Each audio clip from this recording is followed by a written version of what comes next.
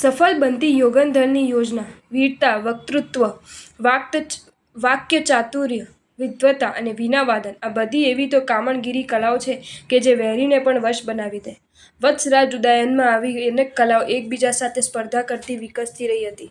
એથી શત્રુ બનીને આવેલા ચંદ્રપ્રદ્યુમ્નના પુત્ર ગોપાલ અને પાલ માટે પણ ઉદયનનું વ્યક્તિત્વ કામણગારું નીવડે આ કોઈ આશ્ચર્યની વાત નહોતી. બંને ભાઈઓ આવ્યા હતા તો ઉદયન સાથે લડી લઈને બહેન વાસવદત્તાને પાછી લઈ જવા.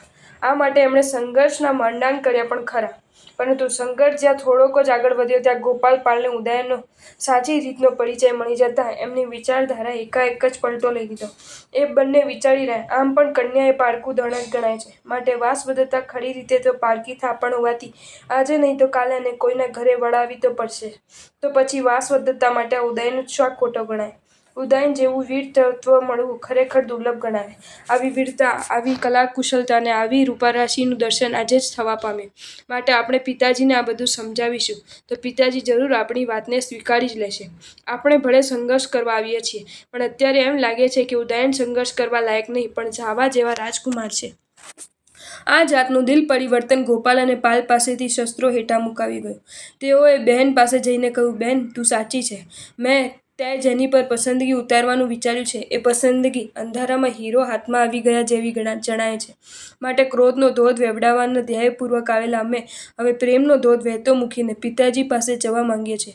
અમે પિતાજીના પગ પકડીને એમને વિનવણી કરીશું કે આપણે આવો ઉદયન જેવો જમાઈ બીજો નહીં મળે. એથી વાસવદત્તાના હાથમાં અંધારે આવી ગયેલા હીરાને વધાવી લો અને સામે ચાલીને ચાલનો કરવા આવેલી લક્ષ્મી જેવા મૂલ્યવાન આ અવસરને અંતરથી આવકારી લો. ભાઈઓની આ વાતને વાસવદત્તાએ હૈયાના હેતથી વધાવી લીધી. ગોપાલ પાલ સંઘર્ષને સમેટી લઈને ઉજ્જૈની તરફ વિદાય થયા અને ઉદયનનો કાફલો કૌશાંબીની વાટે આગળ વધી રહ્યો. આ રીતે આકાશ નિરભ્ર બની ગયું. જ્યાં ભયના વાદળો તૂટી પડે એવી સંભાવના હતી ત્યાં વિશેષ રીતે વરસ્યા વિના જે વાદળો વિખેરાઈ ગયા. પણ મહાવત વસંતક રાજપુત્રોના દિલ પરિવર્તન સાવ સાચું માની લેવા જેવા તૈયાર ન હતો. એથી એ 25 યોજનના અંતરે એક એક મૂત્ર ઘડી ફોડતો રહ્યો, જેથી અચાનક કોઈ હાથી સવાર પીછો કરવા આવે તો આગળ વધી જ શકે નહીં. આમ કરતાં કરતાં 4 ઘડીઓ ફોડી નાખવામાં આવી ત્યારે 100 યોજન જેટલો હાથણી પ્રવાસ પૂરો થઈ ગયો હતો. નૈમિત્તિકનો એ ભવિષ્યવાણી ખોટી પડે એવું વસંતક અંતરથી ઈચ્છતો હતો. આમ છતાં એને વિશ્વાસ હતો કે પરભવની કોઈ પુણ્યાઈ આડી આવી જાય અને હાથણી માટેના ભાવિ લેખ પૂસાઈ જાય તો અલગ વાત, બાકી એ નૈમિત્તિકની આગાહી ખોટી ઠરે એ વાતમાં માલ નથી. 100 યોજનનો પ્રવાસ પૂર્ણ થતાં જ એ આગાહી અક્ષરશ સાચી ઠરી. એકાએક જ ભદ્રાવતી જમીન પર પછડાઈ પડી અને થોડી જ વારમાં એનું પ્રાણ પંખેરું ઉડી ગયું. ભદ્રાવતીનું અકાળ મોત ઉદયનને ગમગીન બનાવી હતું. એક મોટો ભય ઉજ્જૈની તરફથી ધસી આવે એવી એક શક્યતા હતી, પણ ભાગ્યયોગે શક્યતા તો માત્ર ઉપસ્થિત થઈ અને આખી ઘટનાને પુણ્યપલટો આપવા ઉપરાંત ઉપકારક બનીને વિદાય થઈ ગઈ. હવે મલયાચલનો વન પ્રદેશ શરૂ થતો હતો.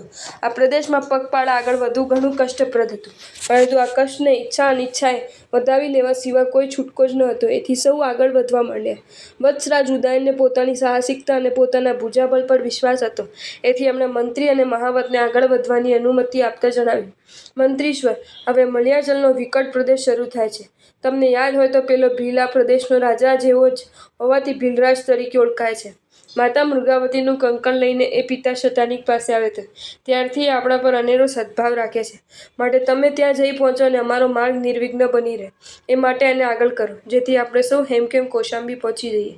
મંત્રીશ્વર યોગેન્દ્ર સમયના જાણકાર હતા, એથી કૌશાંબીથી નીકળીને પોતે ઉજ્જૈની આવ્યા. એ વચગાળામાં ભીલરાજને મળીને જ આગળ વધ્યા હતા.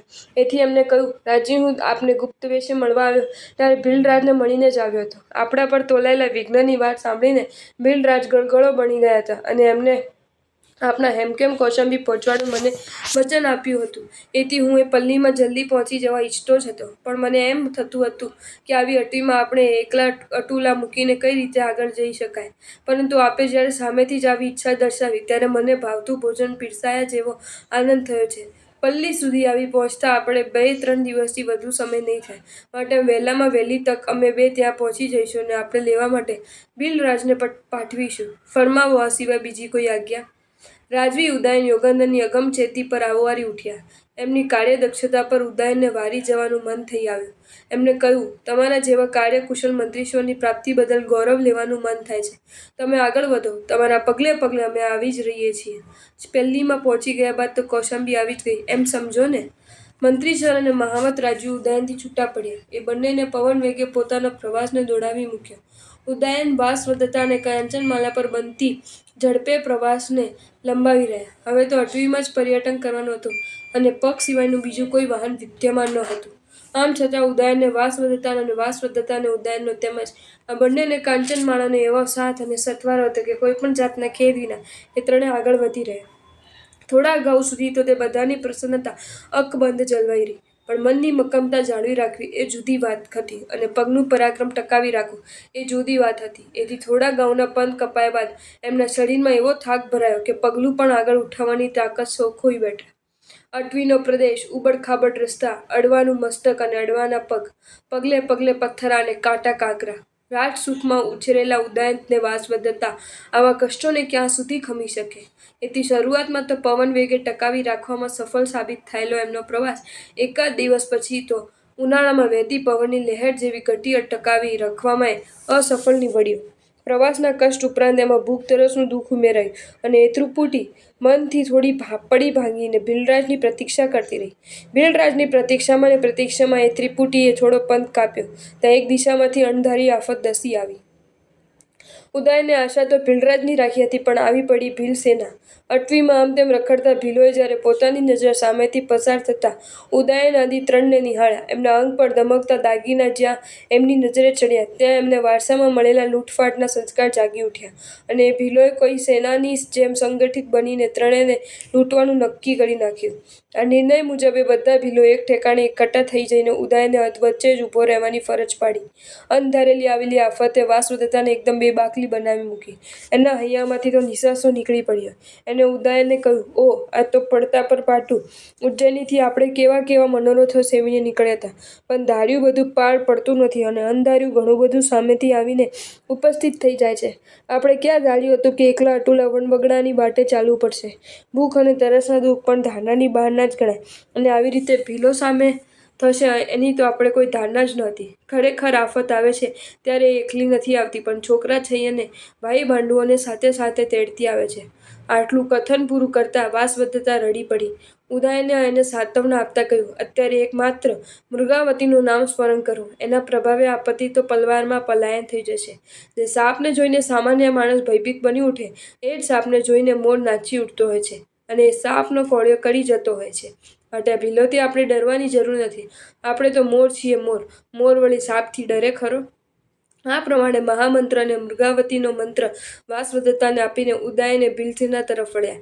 એમને પોતાના ધનુષ્ય બાણને સજ્જ બનાવીને ભીલસેનાની સામે સંઘર્ષ ખેલવો શરૂ કરી દીધો. પોતે એકલવીર હતા ને સામે સેંકડો ભીલો હતા, પણ ઉદયન ખરેખર એકે હજારા સાબિત થયા. ભીલો એમના પરાક્રમને આંખ ફોડી ફાડીને નિહાળી રહ્યા. ત્યારે એકે હાજરા ઉદયને સામે સવાલ કર્યો, તમારી સાથે લડતા મને શરમ આવે છે. ક્યાં છે તમારો સેનાપતિ અને ક્યાં છે તમારો રાજા? એ બંનેને આ મેદાનમાં તસડી લાવો તો મને લડવાની પણ કંઈક મજા આવે. તમારા જેવા બાળકો સામે લડવામાં મારી શી બહાદુરી? ભીલોએ કહ્યું, અમે અમારા રાજાને યુદ્ધ માટે સંદેશો મોકલી જ આપ્યો છે. અમારો રાજા આવશે ત્યારે તો તમારે ભાગવું પણ ભારી પડી જશે. માટે હવે મોટી મોટી શેખી મારવાની રહેવા દઈને અમારું કહ્યું માની જાઓ. અમારે તો તમારા દળ દાગીના જ જોઈએ છે, માટે દળ દાગીના ઉતારીને અહીં મૂકી દો તો અમે તમને જીવતા છોડી દેવા તૈયાર છે. બાકી અમારો રાજા આવશે ત્યારે તો તમારે દળ દાગીના ધરી દેવા પડશે અને તમારું જીવન પણ ધરી દેવું પડશે. માટે શાણા થઈને દળ દાગીના અહીં મૂકી દો ને જીવ બચાવવા ભાગી છૂટો. ભીલોએ નાનકડું યુદ્ધ શરૂ કરી દઈને એમાં ભાગ લેવા માટે પોતાના રાજાને આમંત્રણ પાઠવી દીધું હતું. એમને અખંડ વિશ્વાસ હતો કે પોતાના રાજા આવતા જ આ શેખીખોરને નાકની લીટી તાણીને એમનું શરણ સ્વીકાર્યા વિના ચાલશે જ નહીં. આમ ભીલસેના પોતાના રાજાના આગમનની પ્રતીક્ષા કરી રહી. સાથે સાથે ઉદયન પણ એ આગમનને આતુર અંતરે ઝંખી રહ્યા. પ્રતીક્ષા અને આતુરતાથી ભળી આવી થોડી પળો વીતી ન વીતી ત્યાં તો ભીલસેનાની આંખમાં અમૃતનું અંજન આંચતા એના ભીલ રાજા આવી પહોંચ્યા. ભીલ સેનાની ધારણા તો એવી જ હતી કે આવતાની સાથે જ પોતાના રાજા તૂટી પડશે, પરંતુ આવી આ ધારણાને ધૂળ ચાટતી કરી દેતા એ રાજાએ તો આવતાની સાથે જ ઉદયનના પગ પકડી લઈને આશ્ચર્યથી પૂછ્યું, આપ અહીં ક્યાંથી? આપ તો ઉજ્જૈનીના રાજકેદી બન્યા હતા ને? શું આપણે કેદ મુક્ત કરવામાં યોગેન્દ્રને આટલી જલ્દી સફળતા મળી ગઈ? ઉદયનના અંતરમાં પણ આવું જ આશ્ચર્ય ઘુમરાતું હતું. એમણે પૂછ્યું, ભીલરાજ, તમે અહીં? શું આ તમારી સેના છે? મારું આગમન સૂચવવા આગળ નીકળેલા મંત્રીશ્વર યોગેન્દ્ર શું તમને કંઈ જ સમાચાર નથી આપ્યા? એ તો અમારાથી છૂટા પડીને તમને મળવા ક્યારના રવાના થઈ ગયા છે. ભીલો જેણે રાજા તરીકે ઓળખાવતા હતા એ વ્યક્તિ ખુદ ભીલરાજ જ હતી. એથી ઉદયનને જોતાં જ ભક્તિભાવથી ભાવિત બની ઉઠી હતી. મંત્રી યોગેન્દ્ર દ્વારા ભીલરાજને કોઈ સમાચાર મળ્યા નહોતા. બીજી બાજુ ભીલો દ્વારા જે સમાચાર મળ્યા એ સાંભળીને દરદાગીના લોભથી ભીલરાજ લૂંટ ચલાવવા હાજર થઈ ગયા હતા. ભીલોએ સમાચારમાં જણાવ્યું હતું કે એ 3 વટે માર્ગુ અટવીમાં આગળ વધી રહ્યા છે અને દેહ પર દરદાગીના ધમકી રહ્યા છે. માટે અમે લૂંટ કાજે લડાઈ શરૂ કરી દઈએ છીએ. આ લડાઈને ઉગ્ર સ્વરૂપ આપવા આપ અવિલંબે પધારવા કૃપા કરશો. આ સમાચાર મુજબ ભીલરાજે જ્યારે પલ્લી છોડીને અટવી તરફ પ્રયાણ કર્યું ત્યારે તો એને સ્વપ્નેય કલ્પના હતી કે એ વટે માર્ગોમાં રાજવી ઉદયન અગ્રેસર હશે. એથી લોભ લાલચથી ખેંચાઈને એ સંકેત મુજબના અટવી પ્રદેશમાં આવી તો ઊભો, પણ જ્યાં એને ઉદયનને જોયો ત્યાં જ એની લોભ લાલચ મરી પરવારી અને એનું સ્થાન ભક્તિભાવે લઈ લીધું. એથી ઉદયન પ્રશ્નના જવાબમાં એણે આ જણાવ્યું, વત્સરાજ, મંત્રીશ્વર દ્વારા મને આપના સમાચાર મળી ગયા હોય તો આવો વિપાક આવત ખરો? મને આપના થોડા પણ સમાચાર મળ્યા હોત તો આખી અટવી આપણી સેવામાં ખડે પગે થઈ ગઈ હોત. જેથી જ્યાં આપણે વધાઈ મેળવવી જોઈએ ત્યાં આ રીતે લડાઈનો સામનો કરવાનો વાળ્યો એ બદલ હું સૌ વતી ક્ષમા ચાહું છું. ખરેખર અમારા ભીલો વચ્ચે અને રીંછ વચ્ચે કોઈ જ અંતર નથી. આપના સમાચાર ન મળ્યા અને એમાંથી આ મોટું ઘમસાણ ઊભું થઈ ગયું. જો કે આમાં પણ મૂળ ભૂલ તો મારી જ છે. મંત્રીશ્વર ઉજ્જૈની તરફ રવાના થયા ત્યારે મને મળતા ગયા હતા અને પોતાની યોજના સમજાવતા ગયા હતા.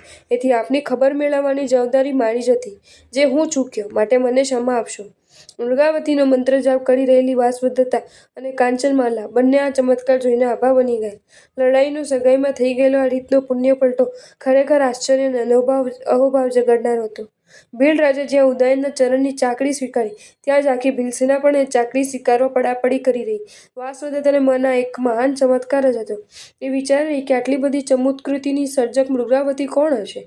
ભીલરાજ આવી જતા હવે તો ઉદયન, વાસવદત્તા અને કાંચનમાળા આ ત્રણેય માટે દુઃખના દિવસો અસ્ત પામી ગયા હતા અને સુખનો સૂર્યોદય થઈ ચૂક્યો હતો.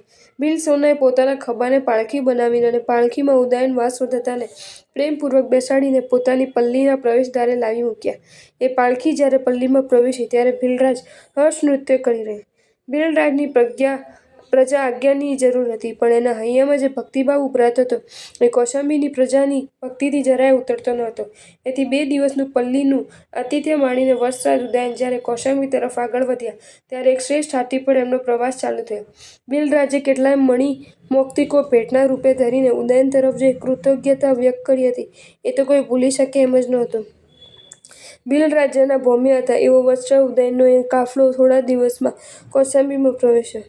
રાજવીની પુનઃપ્રાપ્તિ બદલ એટલી બધી પ્રસન્નતા કૌશાંબી નગરી માણી રહી કે મંત્રીશ્વર યોગેન્દ્રની ગેરહાજરી કોઈને કળાઈ પણ નહીં. પરંતુ પ્રવેશનો માહોલ જ્યારે વિખરાયો ત્યારે પ્રજાએ રાજવી સમક્ષ પ્રશ્ન રજૂ કર્યો, રાજન, મંત્રીશ્વર યોગેન્દ્ર કેમ દેખાતા નથી? ઉદયન પણ મંત્રીશ્વરને ભૂલી શકે એમ ન હતા. દિન રાત એમના હૈયામાં એક જ સમસ્યા ઘુમરાતી હતી કે મંત્રીશ્વર અને વસંત ક્યાં ગુમ થઈ ગયા છે.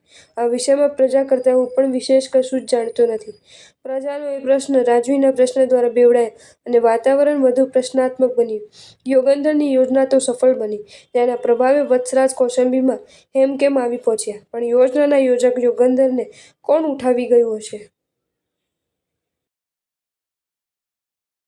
જો તમને આ વિડીયો ગમ્યો હોય તો આ વિડીયોને લાઇક કરો અને શેર કરો અને આવા જ નવા વિડીયો જોવા માટે જૈન ફેક્ટ્સ એન્ડ સ્ટોરીઝની ચેનલને સબસ્ક્રાઈબ કરો. ધન્યવાદ.